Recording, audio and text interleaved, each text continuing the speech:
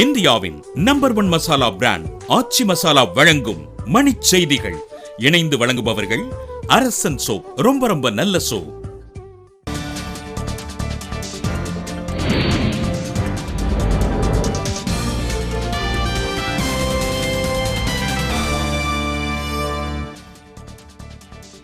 இந்திய ராணுவம் நடத்திய தாக்குதலில் பாகிஸ்தான் தீவிரவாதிகள் 35 பேர் கொல்லப்பட்டதாக தகவல். பாகிஸ்தான் மீது நடத்திய தாக்குதல் குறித்து டெல்லியில் அனைத்து நாடுகளின் தூதர்களை அழைத்து நடுவண் அரசு விளக்கம்.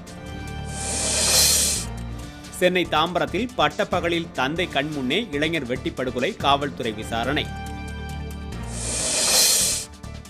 சேலம் நடுவண் சிறையில் அதிகாரிகள் தன்னை தாக்கியதற்கான ஒளிப்பதிவு ஆதாரத்தை வெளியிட்டார் பியூஷ் மனுஷ். உள்ளாட்சி தேர்தலில் பாமக அதிக இடங்களில் வெற்றி பெறும் என தேர்தல் பணிக்குழு தலைவர் புதா அருள்மொழி நம்பிக்கை. ஆரணி அருகே ஆதார் அட்டைக்கு புகைப்படம் எடுக்க அலைக்கழிப்பதாக கூறி கிராம மக்கள் வட்டாட்சியர் அலுவலகத்தை முற்றுகை. மதுரையில் பாமக சார்பில் மாநகராட்சி மாமன்ற உறுப்பினர் பதவிக்கு வேட்பாளர் மனு தாக்கல். விளைநிலங்களை கண்காணிக்க அதிநவீன செயற்கைக்கோள், கன்னியாகுமரி தனியார் பொறியியல் கல்லூரி மாணவர்கள் தயாரிப்பு. கள்ளக்குறிச்சி அரசு கலைக்கல்லூரி மாணவர் மீது தாக்குதல் நடத்திய மற்றொரு மாணவரை நீக்க கோரி மறியல் போராட்டம்.